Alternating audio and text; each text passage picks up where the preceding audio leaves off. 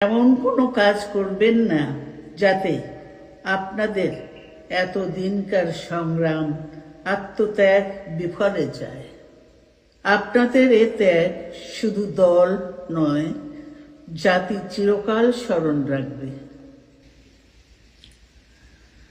আমাদের সব সময় শহীদ প্রেসিডেন্ট জিয়াউর রহমানের সেই উক্তি মনে রাখা দরকার, ব্যক্তির চেয়ে দল বড়, দলের চেয়ে দেশ।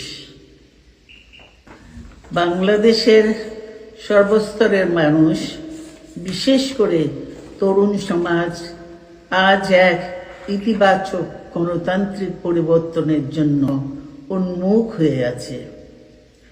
ক্ষুদ্র ক্ষুদ্র সংকীর্ণতা ভুলে দেশ ও জাতির বৃহত্তর স্বার্থে আমাদের কাজ করতে হবে।